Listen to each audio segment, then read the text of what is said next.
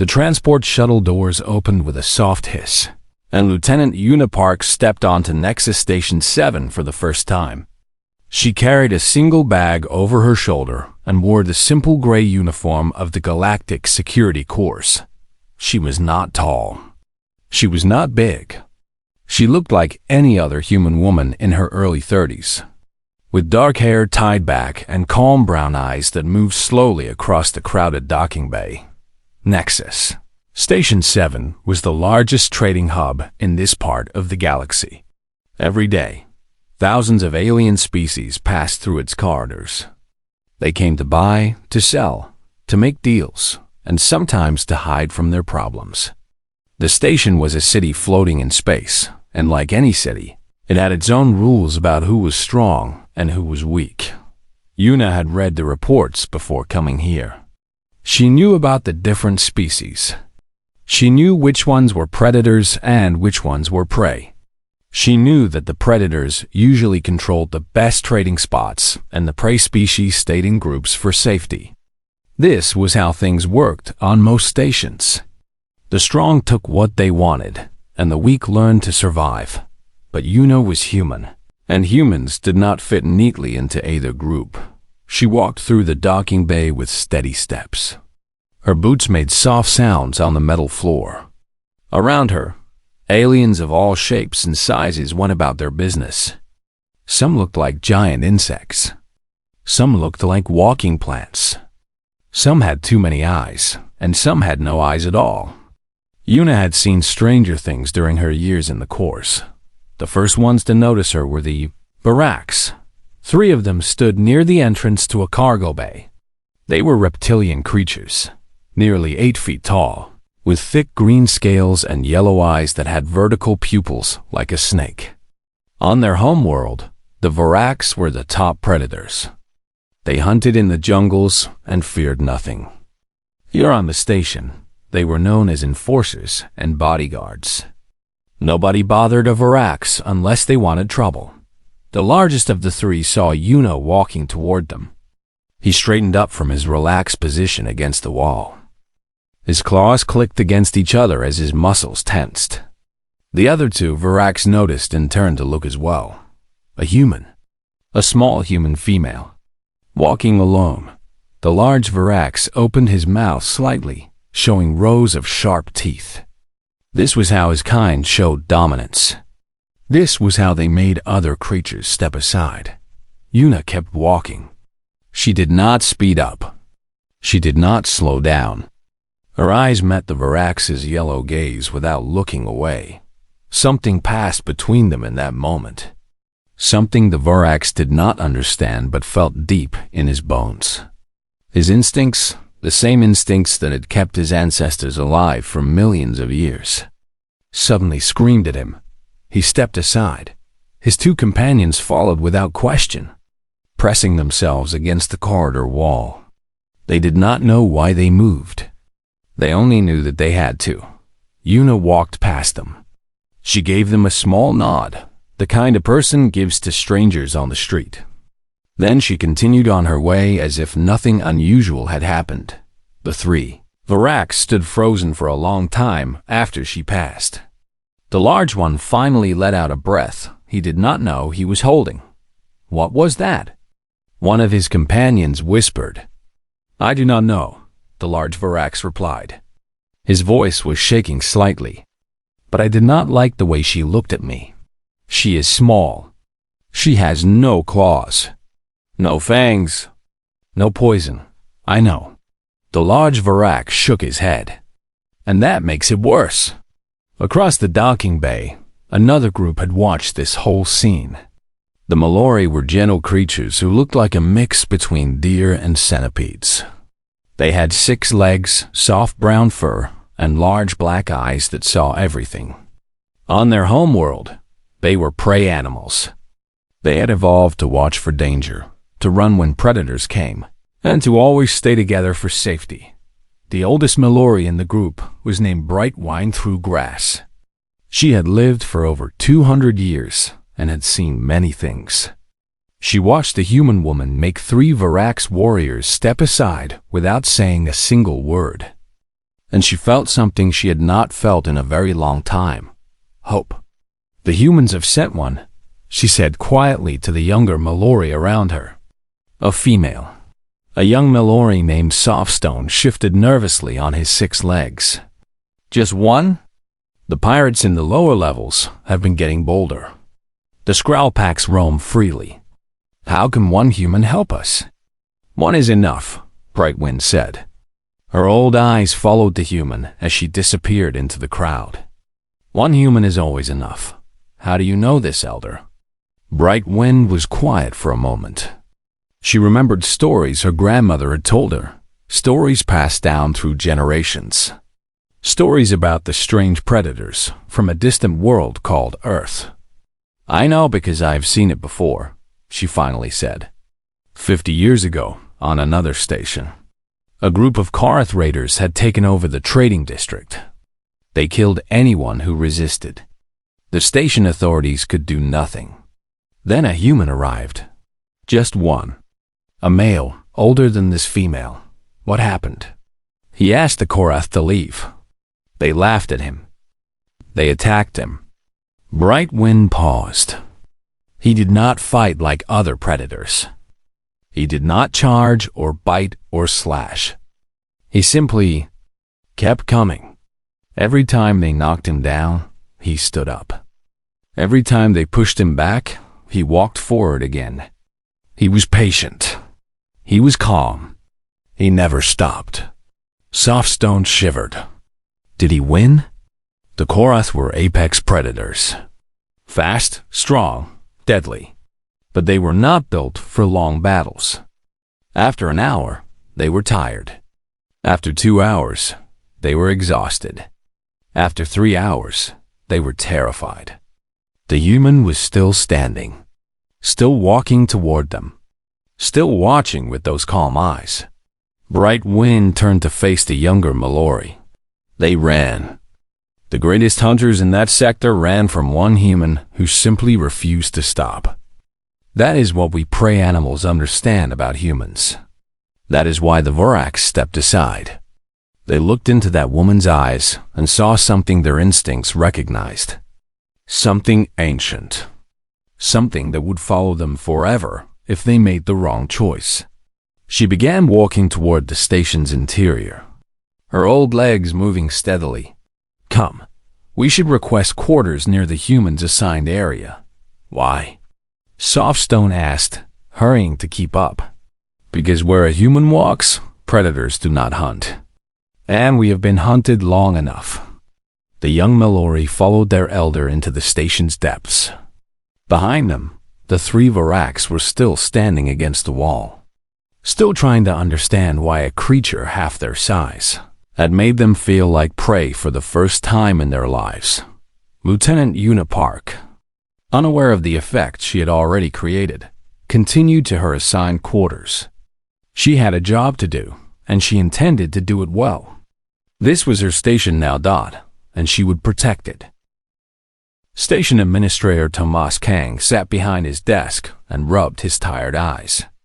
He had been running Nexus Station 7 for 3 years now, and every day brought new problems.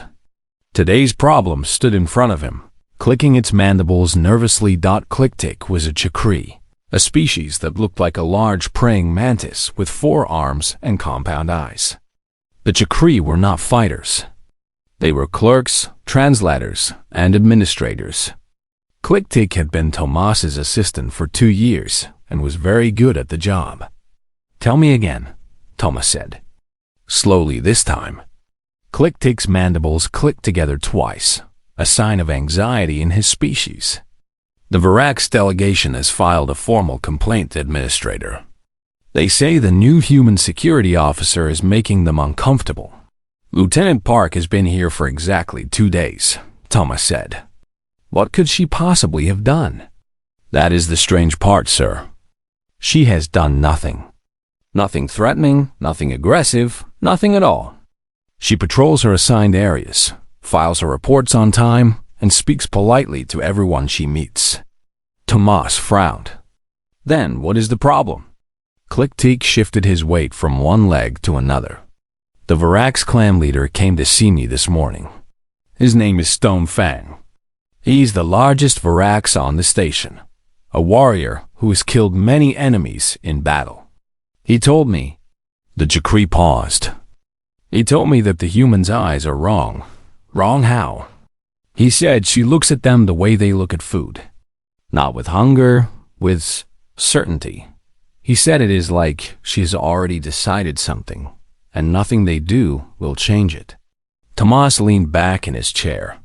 He had read the files on humans before Lieutenant Park arrived. He knew about Earth, about human history, about the strange path their evolution had taken. But reading about something and seeing it were very different things. The Vorax are afraid of her, he said. It was not a question. Yes, sir. And not just the Vorax. The Skrowpacks have stopped patrolling the market district during her shifts. The Korath traders are keeping to their ships. Even the Bloodfin pirates in the lower levels have gone quiet. She has been here 2 days. Yes, sir. Thomas stood up and walked to the window. Outside, he could see the stars and the slow movement of ships approaching the station. Nexus 7 was home to over 50,000 beings from 100 different worlds. Keeping them all from killing each other was his job. What about the prey species? He asked. The Mallory, the Velith, the others. How are they reacting? Click-teak made a sound that might have been a laugh. That is the interesting part, Administrator. The Mallory herd has already requested quarters on the same residential level as Bupea's, Lieutenant Park. The Velith are asking if she will patrol near their district. Even the Chakri workers are talking about her. What are they saying? They are saying she's safe. That where she walks, no one hunts. Tomas turned back to his assistant. You are Chakri. Your species is not exactly warriors. What do you think when you see her? Click-teak was quiet for a moment. His compound eyes seemed to look inward, thinking about the question. I met her yesterday, he finally said. She came to the administration office to file her first patrol report. She was polite, professional. Her voice was calm and steady. But when she looked at me, yes, I felt seen, Administrator. Not examined, not judged, just seen. Like she was taking note of everything about me and storing it somewhere inside her mind. It should have been frightening. But it was not. Why not? Because I could tell that she had decided I was not a threat. And once she decided that, I stopped being something to watch. I became something to protect. Click-teak's mandibles clicked softly. I've never felt safe on this station before. Not once in 2 years. But for a moment, standing in front of that human, I did. Tomas nodded slowly. He was beginning to understand something important. The galaxy was full of predators and prey. The predators ruled through fear, through strength, through violence. They took what they wanted because no one could stop them. The prey survived by hiding, by running, by staying in groups large enough to make hunting them difficult. But humans were different. Humans had not evolved as the biggest predators or the fastest prey. They came from a world where everything was dangerous, where survival meant enduring. They had learned to walk when others ran, to wait when others fought, to keep going when others gave up. The predator species looked at Lieutenant Park and saw something their instincts screamed was dangerous. Not because she was big or fast or strong, but because she would not stop. Because she would remember. Because she would follow. The prey species looked at her and saw something else entirely.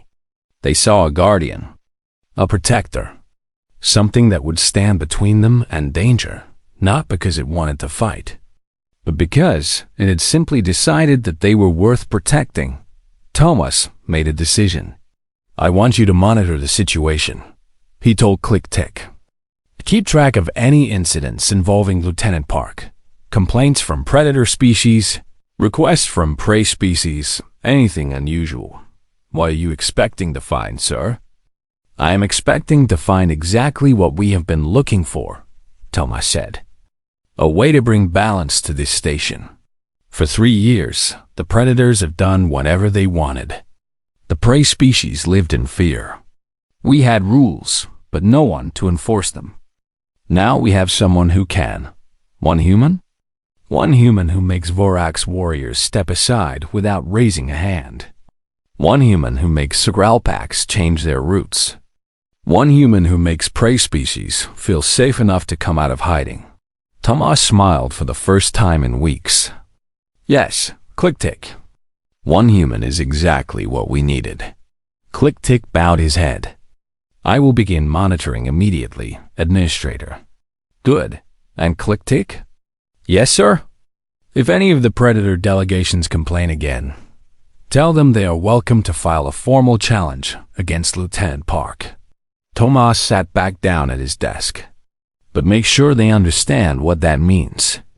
Make sure they understand that a human does not fight the way they expect. A human does not stop when the fight should be over. A human keeps coming until there is nothing left to fight." "You think they will back down?" "I think they already know what they saw in her eyes. I think their instincts already told them the truth." Thomas looked out the window again. "We predator species like to think we are at the top of the food chain. But somewhere out there, evolution created something that haunts predators. Something patient. Something persistent. Something that never, ever gives up. And it wears a gray uniform and drinks coffee," Click-Tick said quietly. "Yes," Thomas almost laughed. "Yes, it does." That night, Lieutenant Unipark finished her patrol and returned to her quarters. She did not know about the complaints or the requests. She did not know that her presence was already changing the balance of power on the station. She simply did her job, as she had always done. But across Nexus Station 7, the word was spreading. The human had arrived, and nothing would be the same. The market district of Nexus Station 7 was always busy, but today it seemed louder than usual. Vendors called out their prices, customers argued over goods, and the smell of 100 different foods filled the air. It was a place where anything could be bought and sold, where deals were made, and where trouble sometimes found the unwary. Gentle Rain was a young Mallory, barely past her first century. She had soft brown fur with white spots that were still fading, a sign of her youth. Her 6 legs carried her carefully through the crowded streets as her large, black eyes looked at everything with wonder. She had come to see the crystal vendors thought the crystals were beautiful things, grown on a distant moon and shaped by patient hands. They glowed with soft inner light, colors shifting like liquid rainbows. Gentle Rain had saved her credits for months, dreaming of owning just one small crystal to hang in her sleeping chamber. But she had made a mistake. She had wandered too far from her herd, too deep into a part of the market she did not know. And now she was lost. "Where is the main corridor?" she whispered to herself, turning in circles. Everything looked the same. Every corridor led to more corridors. Her hearts were beating fast now, 4 drumbeats of fear inside her chest. Then she heard the laughter. 7 Skrull emerged from a side passage. They were wolf-like creatures with gray fur and spines along their backs that dripped with poison. Their yellow eyes found her immediately, and their lips pulled back to show their fangs. "Well, well," the leader said. He was larger than the others, with scars across his muzzle and a voice like grinding stones. "Look what we found, brothers. A little grass eater, all alone." Gentle Rain backed away, but there was nowhere to go.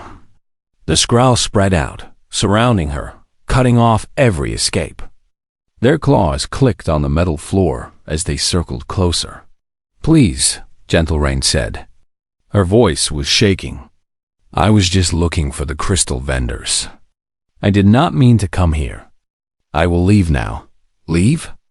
The pack leader laughed, and his brothers joined in. The sound echoed off the walls, harsh and cruel. "But you just arrived, little one. We have not had a chance to play. I have credits. Gentle Rain tried. You can have them. All of them. Just let me go back to my herd. The pack leader moved closer. She could smell him now, the sharp scent of predator, of death waiting to happen. We do not want your credits, he said softly. We want to hear you scream. We want to see you run. We want to remember what it feels like to hunt. Gentle Rain's legs were shaking so badly she could barely stand. This was how her grandmother had died. This was how so many of her people had died, caught alone by predators who killed for pleasure, not for food. She closed her eyes and waited for the end. That is not going to happen. The voice was calm, female. Human Gentle Rain opened her eyes. Lieutenant. Una Park stood at the entrance of the corridor. She was still wearing her simple gray uniform. Her hands were empty, hanging loose at her sides. She looked small compared to the Skrull, barely reaching the shoulder of the smallest one. The pack leader turned to face her. His spine ridge rose with anger, poison dripping from each point. Human, he growled. This does not concern you. Walk away, and we will forget we saw you. I am station security, Una said. She began walking toward them. Not fast, not slow. Just walking. Everything on this station concerns me. There are 7 of us, the pack leader said. He spread his arms to show his claws. 7 against 1. Are you stupid or just tired of living? Una kept walking. She passed the outer ring of Skrull without looking at them. They shifted nervously, their ears flattening against their skulls. Something was wrong. They could feel it. She stopped 3 meters from the pack leader. I counted, she said simply. Then you know you cannot win. We are faster than you. Stronger than you. Our poison can kill in seconds. I know. The pack leader showed his fangs. Then why are you still standing there? Una looked at him. Really looked at him. And Gentle Rain, watching from behind the circle of predators, finally saw what the Vorax had seen on the day the human arrived. What every predator species on the station had learned to fear. There was no anger in the human's eyes. No fear, no excitement. There was only a calm, patient certainty. The look of something that had already seen the end of this moment and was simply waiting for everyone else to catch up. I am trying to decide, Una said quietly. If 7 is enough. The words hung in the air. The pack leader's spine ridge began to lower. He tried to stop it, but his body would not obey. Millions of years of evolution were screaming at him, telling him things his mind did not want to hear. This creature was not prey. This creature was not a normal predator. This creature was something else.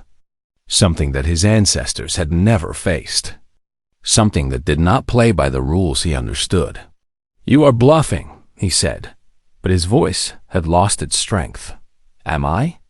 Una took another step forward. Just 1 step. The pack leader took 1 step back. Here is what is going to happen, Una said. Her voice was still calm, still steady, like she was explaining directions to a lost traveler. You are going to let this Mallory go. You are going to leave this part of the market. And you are never going to hunt prey species on my station again. Your station? My station. Another step forward. I protect it.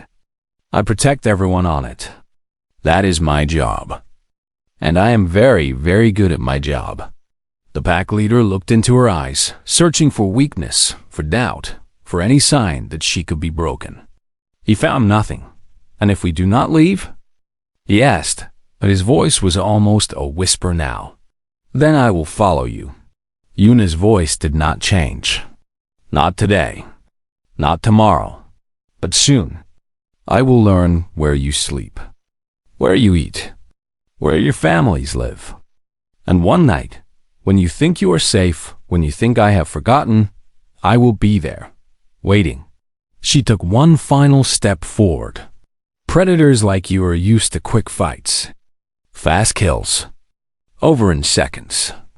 But I am human. We do not fight fast. We fight forever. We will chase you until your hearts give out. We will follow you until your legs fail. We will hunt you across years if we have to, because we do not forget, we do not forgive, and we do not stop. Ever. The pack leader held her gaze for 3 seconds. 5 seconds. 7. Then he looked away. We were just leaving, he muttered. The pack scattered. 7 Skrull, each one a killer, each one with poison and claws and fangs, ran from a single human woman who had not raised a hand or spoken above a conversational tone. Yuna watched them go. Then she turned to Gentle Rain and walked over slowly. Her face softened. Her voice became gentle. Are you hurt? Gentle Rain was trembling all over. No, You saved me. How did you? They could have killed you. Yuna helped her stand steady on her 6 legs. Her touch was light and careful. They know better now. But there were 7 of them. Yes. Yuna looked in the direction the Skrull had fled. There were. She walked Gentle Rain back to the main corridor, back to the Mallory herd waiting anxiously at the edge of the market. Bright Wind Through Grass was there, her old eyes wet with relief and something like worship. Thank you, the elder said. Thank you for saving our child. Yuna nodded. She was looking for crystal vendors. There is a good one on level 12 near the gardens. Safe area. Maybe someone should go with her next time.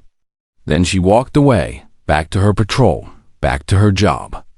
Behind her, the Mallory gathered around Gentle Rain, touching her with gentle limbs, making sure she was real and alive and safe. She did not even draw a weapon, Softstone whispered. She just talked. No, Brightwind said softly. She did not just talk. She told them the truth. She told them what she is. The old Mallory watched the human disappear into the crowd. And they believed her. What is she? Brightwind thought about the question for a long time. She's the thing that predators have nightmares about, she finally said. The hunter that never stops. The shadow that always follows. The end that always comes, no matter how far or fast you run. She turned to lead her herd home. She is human. And now she is ours. The night cycle had begun on Nexus Station 7. The lights in the corridors dimmed to half brightness, and most of the station's inhabitants returned to their quarters for rest. But Administrator Thomas Kang was still in his office, still working, when an unexpected visitor arrived. Brightwine Through Grass moved slowly, her old joints complaining with every step. But what she had to say was too important to wait until morning. She pressed the door signal and waited. Enter, came Tomas's voice. The door slid open, and Brightwind walked in. She had brought no one with her. This conversation needed to happen alone. Tomas looked up from his desk. He had seen many strange things in his years as administrator, but a Mallory elder visiting him during night cycle was new. Elder Brightwind, he said, standing to show respect. Is something wrong? I heard about the incident with the Skrull today. Is Gentle Rain? She is well. Shaken but well.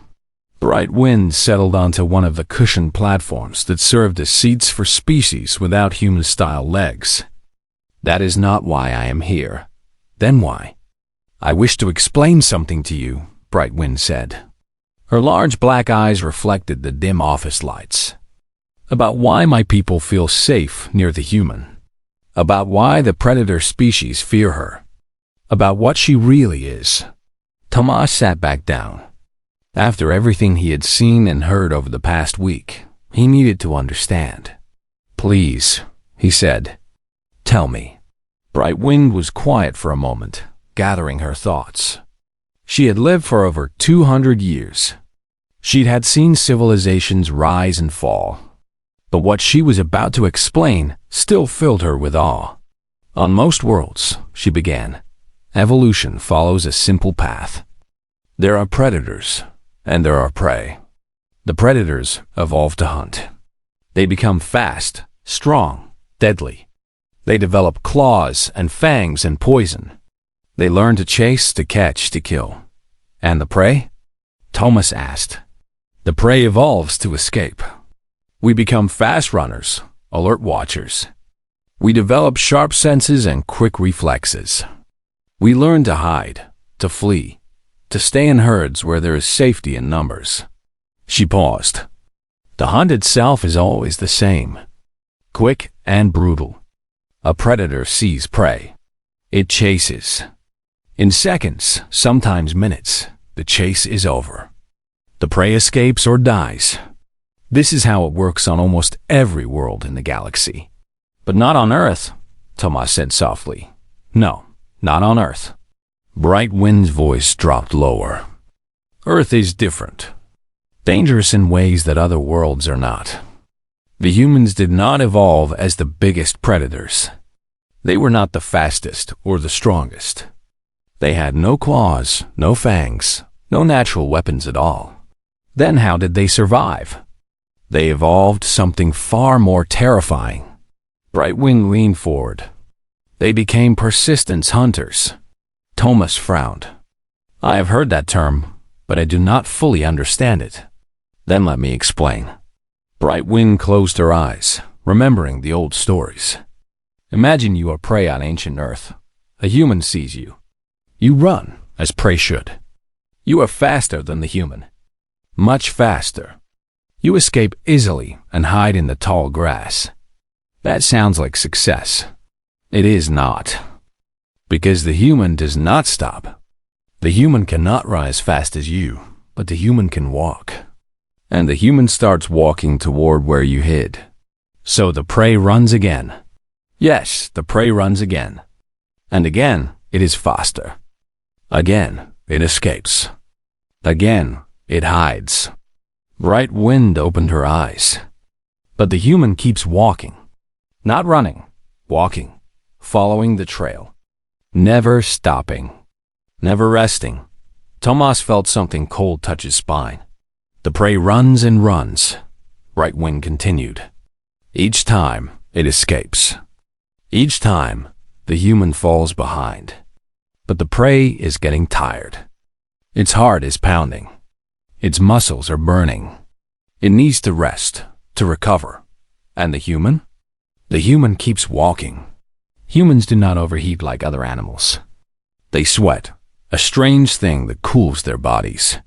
They can walk all day and all night if they need to. They do not need to rest as often. So the prey runs until it cannot run anymore. The prey's heart gives out from exhaustion.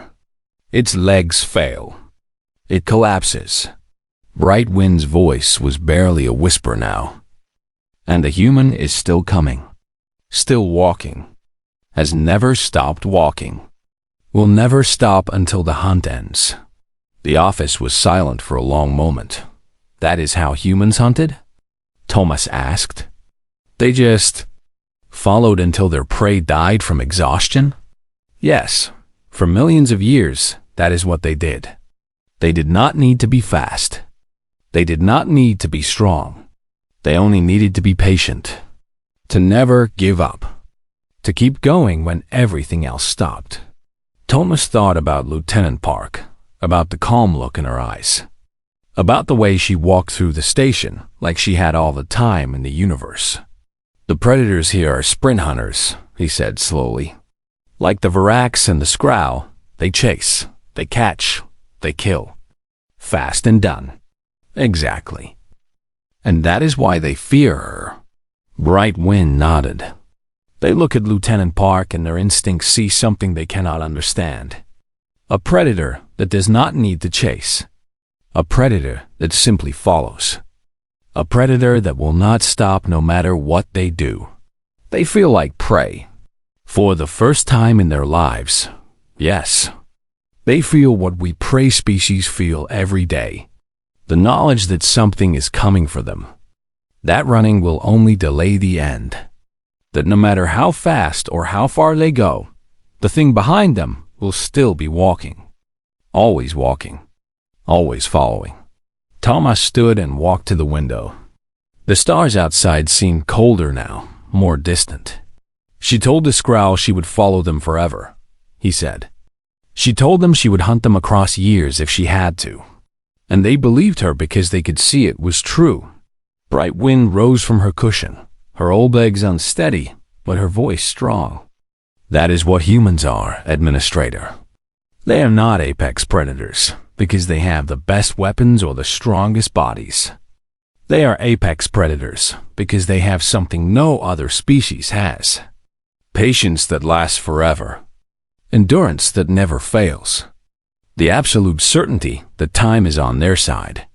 And the prey species? Why do you feel safe near her? Bright Wind walked slowly to the window and stood beside him. Because we understand something the predators are only beginning to learn. That patience and endurance can protect as easily as they can hunt. Lovedunton Park has decided that this station is hers to guard. She has decided that we are hers to protect. And that means? It means she will never stop protecting us. Never give up. Never let the predators win. Bright Wind turned to look at him with her ancient eyes. Every predator on this station made space for her because they fear what she might do to them. Every prey animal knows she is the apex of apex because we know what she will do for us. She will follow, Thomas said. Yes, she will follow. If something threatens us, she will pursue it to the end of the galaxy and beyond. Not because she is angry. Not because she is cruel. But because she decided to protect, and humans do not stop once they have decided. Bright Wind began walking toward the door. Tell the predator species that the humans have claimed this station. Tell them that one human guardian is only the beginning. Tell them that if they continue to hunt the weak, the humans will come for them. Not with armies. Not with weapons. Just with that endless patient walk that nothing in the universe can escape. She paused at the door. And tell them that we prey species chose our side long ago. We chose the hunters who never stop. The protectors who never rest. The guardians who will follow any threat until the stars burn out. You chose humans. Yes. Bright Wind looked back at him one last time. We chose the apex of apex. And we have never been safer. The door closed behind her. Thomas Kang stood alone in his office for a long time after that, staring at the stars and thinking about patience, about endurance, about a species that had crossed an ocean of stars because nothing in the universe could make them stop. He smiled slowly. Maybe there was hope for this station after all. 3 months had passed since Lieutenant Una Park arrived on Nexus Station 7. In that time, everything had changed. The Mallory herd had grown larger. Other prey species from across the sector had heard the stories and requested transfers to the station. The Velith, shy creatures who had not left their sealed quarters in years, now walked freely through the gardens. The Chakri workers no longer looked over their shoulders when they traveled between districts. Even the tiny moss singers, being so timid they usually hid from their own shadows, had opened a restaurant on level 8. The predator species had changed too. Not disappeared, not fled, but changed. The Skrull packs still moved through the station, but they kept to their own territories now. The Vorax continued their work as bodyguards and enforcers, but they no longer threatened the weak for sport. The Korath traders stayed on their ships, and the Bloodfin pirates in the lower levels had gone, so quiet that some people wondered if they had left entirely. They had not left. They were just waiting, watching, trying to understand the new rules of a station where a single human had rewritten everything. Lieutenant Una Park noticed all of these changes, of course. She noticed everything. And slowly, carefully, she began doing more than just patrol. She learned the names of the Mallory children and remembered which ones liked stories and which ones liked puzzles. She learned the greeting gestures of the Chakri and the dinner customs of the Velith. She learned that the Moss Singers made excellent soup and that they were proud when customers asked for seconds. When young Gentle Rain decided she still wanted to be a crystal vendor, Una helped her find a safe location for her stall. She became Gentle Rain's first customer, buying a small blue crystal that she hung in her quarters. She checked on the young Mallory every few days, not because she had to, but because she wanted to. The prey species began calling her the Guardian in their own languages. The word spread through the station like a warm wind. One station morning, Una was in the observation lounge, drinking her usual terrible coffee and watching ships come and go. The lounge was mostly empty at this hour. Just her and the stars and the endless silence of space. Heavy footsteps approached. She did not need to turn around to know who it was. She had memorized the walking patterns of every major predator on the station. "Stonefang," she said. "Want some coffee?" "It is awful." "I love it." The great Vorax lowered himself into the seat across from her. He was the largest of his kind on the station, a warrior covered in scars from battles she could not imagine. His yellow eyes studied her with something that was not quite fear and not quite respect. "I have been thinking about you, human," he said. "Good things, I hope." Stonefang did not smile. His species could not smile the way humans did.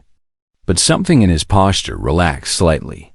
"My grandmother told me stories when I was young," he said. "About the old days when our people still hunted wild across our home world. She told me about many fears. The fear of stronger predators. The fear of disease.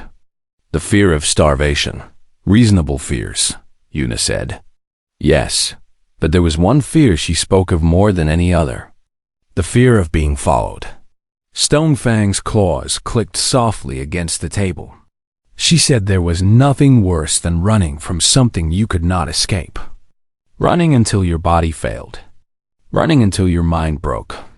Knowing that no matter how far or fast you went, the thing behind you would still be coming. She sounds wise. She said such creatures existed only in nightmares. That nothing real could be so patient, so tireless, so certain. Stonefang looked at Una with his ancient yellow eyes. She was wrong. "I am not here to hunt anyone," Una said. She took a sip of her coffee. "No, you are here to protect. I understand this now." Stonefang leaned forward, his massive body blocking out the starlight behind him. "But you protect the way my people hunt. Without rest. Without doubt. Without end. Is that a problem?" The Vorax was quiet for a long moment. Outside the window, a cargo ship drifted past on its way to the docking bays. "I do not know," he finally admitted. "My people have always been at the top. We took what we wanted. We feared nothing." He paused. "But now we fear you. Not because you are stronger. You are not. Not because you are faster. You are not that either. Then why? Because you do not stop." Stonefang's voice dropped to a low growl, but there was no anger in it. Only a strange kind of awe. "I watched you face 7 Skrull without a weapon. I heard what you told them. That you would follow them forever. That you would hunt them across years. That you would never forget. I meant every word. I know. That is the terrifying part." Stonefang stood up, his massive frame casting a shadow across the table. "The prey species worship you, human. They think you are their guardian angel, their protector, their salvation. And what did the predators think?" Stonefang's jaw opened slightly, showing rows of teeth that could crush bone. It was the closest his kind could come to a grin. "We think the same thing. We just understand what it means to be guarded by something that never sleeps, never stops, and never forgets." He turned to leave. "You have changed this station, Lieutenant Park. You have changed the rules of how things work. Some of my people hate you for it. And you?" Stonefang paused at the door. For a long moment, he did not answer. "I respect you," he finally said. "And I am glad you have decided we are worth protecting instead of hunting. Because I know now that if you ever changed your mind, there would be nowhere in the galaxy far enough to run." He left her alone with her coffee and the stars. That evening, Yuna walked through the station on her usual patrol. She passed through the Mallory residential area, where children ran up to show her their drawings and ask her about Earth. She passed through the Chakri workspace, where the insect-like beings nodded at her with respect instead of fear. She passed through the new Velith garden, where delicate creatures who had hidden for years now tended flowers under the artificial sunlight.